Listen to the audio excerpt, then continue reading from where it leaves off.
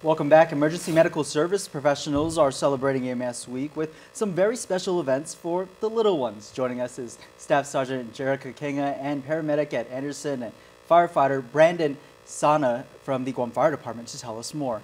How y'all doing? Good. How are you? How about you? All right, doing well. So first off, tell us, when it comes to our local and federal firefighters, there's definitely a lot that comes into play, bridging the gap and just the mutual aid that you guys provide for one another. So if you could talk a little bit about that. Okay, so absolutely, Nick. So usually, and I could imagine that when people think of EMS, emergency medical, they're accustomed to thinking of the Guam Fire Department ambulances running around, sirens on, stuff like that. But there is a larger picture. EMS, I mean, it starts from the person in the home or whoever is experiencing the emergency, recognizing that there's an emergency, activating the 911 system, which is kind of our heroes behind the scene. We have our emergency medical dispatchers locally as well as up in the federal side that activate the system and get it rolling. And then we have our responders that, bridge the gap. Our federal partners, we don't see them as much because they have primary responsibilities for on base and to the federal government, but they are big mutual aid partners for the local government as well. So you will see them come out when we can't handle it on our own, and they assist us with services, and vice versa. If they need our assistance, our leadership has already agreed to mutual aid to support them as well. So EMS is a big, big deal here in Guam, especially being about 85% of our emergency calls that you see. So it's kind of what we want to do this week is we kind of want to emphasize the importance of EMS. We want to get the public, give a little bit of educational products that we have available for them. So when Jerica goes over the event, she can break down the events and have come see us at our locations, and we can interact that way. For sure. And so that's what I was going to say, is a perfect opportunity for the community to learn more about what you all do for the community. So Jerica, if you could just go ahead and share some of the events that you have upcoming. Sure, I'd love to. So it actually kicks off this Friday. May 18th is our proclamation ceremony at the governor's office, and that will proclaim May 21st through the 26th as EMS week. And our first event is going to be on Monday, the 21st at a Gagnon Shopping Center, and then that rolls over to through Wednesday, May 23rd. The times are 12 to 4 p.m. Every day we're going to have a car seat demonstration and a teddy bear clinic for all the kids who like to stop by. That is just an initiative to help them feel more comfortable in an emergency, if they're to ride an ambulance. And then we also have on Wednesday, May 23rd, at the Chamorro Village, the night market, there will be a mini fair, a static display. The teddy bear clinic will also be there, and we will also have a bike rodeo. Yeah, teddy bear clinic, what a great concept, because whenever you think of, when I was a kid, going to the doctor, going to the dentist, there's that bit of fear, and if they have to ride in an ambulance, I'm sure it's just the same. So how did you guys come up with that idea? It was actually, because it's a national, EMS week is nationally proclaimed, there's other places in the United States that have tried it out.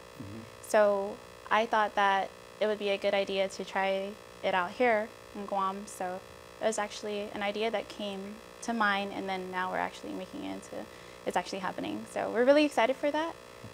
That's our biggest initiative yet.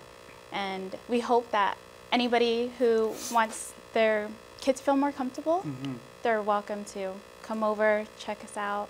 We have one more event on Thursday, May 24th at the Gagnon Shopping Center from 2 to 6. That will be, it's called Save a Life Day. So we will be teaching hands-only CPR. So you won't be CPR certified, but you'll just know the importance of chest compressions. Is that for all ages? That's for all ages. Okay.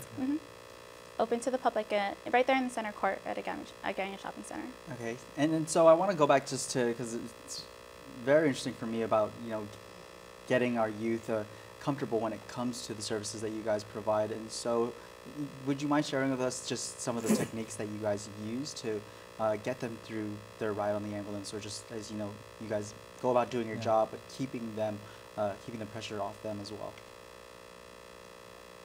What are some of those techniques? Well, we do a couple of things. We do same level care. So basically, with children being a little bit smaller in stature at the younger ages, we try and get to eye level with them so they don't feel like they're inferior to the person providing the service.